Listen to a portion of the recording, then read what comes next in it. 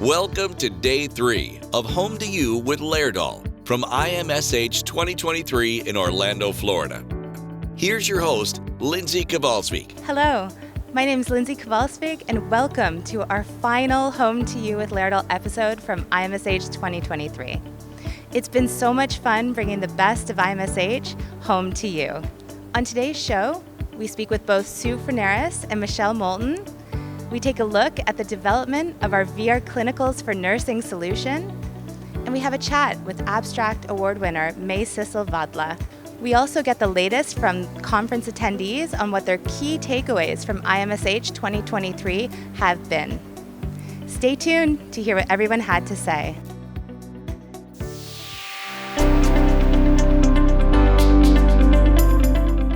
All week here at IMSH, we've been hearing the phrase, a standard of excellence for both the present and future of simulation training.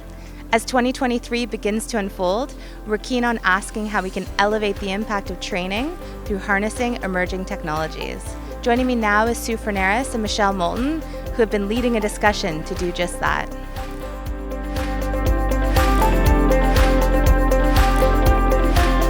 Good morning, Michelle and Sue, and thank you for joining me here this morning at IMSH 2023. You both hosted a learning lab yesterday. Could you tell me a bit about it? Sure. It is really focused on trying to get to a problem that we're seeing that faculty have as we think about tailoring learning to teaching strategies. So as we think specifically about the use of clinical as a mechanism to prepare our learners for professional nursing practice, many of the constraints that are placed on faculty today around limited clinical sites, student observation only if they can get into a clinical site, really limits the ability for learners to practice using the content that they're going to be needing when they move into professional practice. So taking a look at all the advantages of simulation, how can we tailor some of those modalities as it relates to learning outcomes? We're really focused on begin with the end in mind, learning outcomes. So the session was really focused at targeting faculty understanding the importance of learning outcomes and how that drives the simulation modality that they would use to scaffold learning as they move toward clinicals. Yeah, wonderful. Can you tell me what the key takeaways from the session were? Yeah, absolutely. So I would say the first key takeaway was focused on, like Sue just said, beginning with the end in mind. So anytime as nurse educators we're designing a teaching strategy, planning to implement a teaching strategy with our learners, that we start with the learning outcomes. I would say the second key takeaway is aligning those learning outcomes strategically with the learning activity, making sure there's really good alignment so we can help our learners achieve their learning outcomes. And I think the third takeaway was really about how do we then know we've met the outcomes. So looking at the evaluation and taking that data, whatever output we get specifically from that teaching modality, taking that data and then helping really analyzing it and then using that data to then inform the achievement of the outcomes, but also how we can better target the learning next time. So identifying the gaps and the opportunities to better the education. Virtual reality is becoming an impactful tool for simulation training for more and more nursing schools. How do you think this technology can help address some of the challenges within the healthcare industry? You know, I think what virtual reality does in general is let me back up. Simulation in general provides context in which the learner can really apply their didactic knowledge into a patient care situation. So it provides the story in which they can immerse themselves into the learning. Beyond that, though, I would say what virtual reality does is really extend that immersion, to really put the learner in the shoes of the nurse, to have to make decisions, implement those decisions, and then evaluate them to see what the outcome is for the patient in the context of the environmental setting that we provide care for patients, which has distractions and a lot of things to consider, a lot of variables. So VR really does a nice job at providing that experience. I would also say that this modality can really help to provide an opportunity to expose the learner's thinking. Yes. And when an educator can do that, create a debriefing or a dialogue around the experience of VR, expose that thinking and help direct the learner's nursing practice, developing nursing practice, I think that's a real benefit. So we've discussed virtual reality. What other trends do you think will be defining for the healthcare industry this coming year? You know, I think, Michelle, one of the things we've talked about is this notion of evaluation. And many of these modalities come with data. You know, as the learners perform and as they, well, perform isn't the right word, as learners work toward achieving outcomes, they're giving information to systems that provide data that can give you an idea of how they're trending toward outcomes, or aggregate how a cohort of learners who use that same simulation modality, how they're trending as a cohort. So I think the biggest issue or the biggest outcome of that would be the use of data. These systems provide information, and so even when you're using them in the healthcare setting, you know, providers get a better sense of where they are on target in terms of quality delivery of care. All of that, I think, is what is opening this up. You know, you hear a lot about informatics and the use of data to inform quality improvement, and I think that this helps us move more in that direction. I would also say that we can look at this data in one learning encounter, like a class. We can look at how this data trends in a course, Yep. in a semester, in a program. And then I think most importantly, there's an opportunity to look at how this data translates into practice. Because we talked about having like a better handshake really between the academic setting and the practice setting with our learners. And I think this data can help to do that and fill that gap a little bit. These are very exciting opportunities to advance education. Thank you very much for taking the time to meet with us, and have a great IMSH. Thank you. It's our pleasure.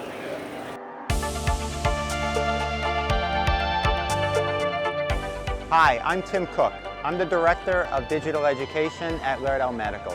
And I'm really excited to tell you a little bit about how we are using new technologies like virtual reality to address some important needs in healthcare education. Virtual reality is really an emerging technology, and we've been looking to see how we can leverage these wonderful opportunities of this technology to address actually some really critical needs. So we have been working with Wolters Kluwer Health and the National League for Nursing to develop a new solution for nursing educators. We realize that nursing students need more relevant clinical experiences treating multiple patients to be ready for practice. So we have a new solution here where students can go into a virtual hospital in VR and treat multiple patients at the same time. And in this virtual hospital, it will be busy, it will be chaotic, there will be interruptions to care. And nursing students, they can practice how to prioritize among the patients, and they can grow in confidence to help them actually prioritize correctly. So we're really excited about using VR and for this new, basically this new technology for this need. And we will be beta testing with a number of different schools this spring, and we hope to launch it later this year. So thank you very much for letting me tell you about this new solution. We know it's a challenge to translate training skills into improved clinical performance. I'm joined now by Maisa Salvadla, medical doctor and PhD fellow for the University of Stavanger, who has just been recognized here at IMSH today for her work on a study addressing exactly this issue. Hello, Maisa, and thank you so much for joining us here today, and a very big congratulations on your abstract award. Your abstract was selected as one out of the top 3 of 1,200 submissions. and that's truly amazing. Can you just tell us a little bit about how you're feeling today? I'm feeling honored and grateful that I can receive this award on behalf of the team. So I'm very happy. The work you've been doing in Tanzania has been groundbreaking. Can you tell me a bit about why this work is important and what you found? What we found in this study, after implementing the novel mannequin, the neonatal live, facilitated by local champions to motivate their colleagues for training, we saw that we were able to translate the improved training skills into improved clinical resuscitation practice. So the midwives were now able to start ventilation much more rapidly than before. They decreased the time from birth to start a ventilation from 118 seconds to 100 seconds, which is very impressive. And they also were able to ventilate the babies more continuously. What is the impact do you think this type of training can make in the future, and how can we get there? I really think this kind of training could save lives, because we know that starting ventilation rapidly and doing it right is very important for increased survival. So I do think that midwives trained using these mannequins will actually be able to save more of the non-breathing newborns. Well, congratulations again. This is such an impactful study, and I just want to wish you all the best with your future studies. Thank you so much, and thank you for having me. Thank you for your time. Now it's time for the Home to You Word on the Street, when we ask conference attendees about their experience here at IMSH 2023. So I've been here several times. The first time I ever came was in 2014, I believe, and it has just gotten bigger every year. I think the amount of vendors we have, the amount of people who are engaged and who really feel like this is a really great way to learn what's happening in the simulation world, it happens here. There's more like extended reality, virtual reality, augmented reality, simulation, like workshops this year. You know, IMSH is an amazing opportunity for every level of person that needs simulation to see the technologies that can support the curriculums and the processes necessary to provide good health care. It's pretty crazy just walking around this hall and seeing all the different mannequins that are torn apart and ready to be put back together, and all the different VR companies. That's mostly why I'm here, is to explore different VR technologies and basically add on to what we're already using. So that's been really helpful to just quickly, instead of searching online, just to come here and just say, oh, what do they do? What do they do different that we can implement? So that's been really helpful. I think the most impressive thing about this is the collaborative nature, about learning what's new out there, technology-wise, learning how people are teaching, the visions that they have for their own shops, and how we can learn from each other. So it's an incredible opportunity to connect with people. And attending IMSH for me is a place where I feel like I'm able to stay on the cutting edge and hear those projects that are pushing the boundaries in simulation, and learn how to adopt those at our own institution or to collaborate with people. Being back in person has been wonderful because you get to connect with those people in person and talk to them about what their next steps are, and that has made it my while. It's a really good experience. I come from Norway, so I traveled a long way to come here. It's a good conference, important topics, and also the exhibition hall is tremendous. It's lots of fascinating things to look at and to bring back home. And that's a wrap. Thank you for joining us on this virtual daily roundup series from IMSH 2023. Join the conversation online. We'd love to hear from you. It's been my pleasure to be your host, and until next year, thank you and goodbye.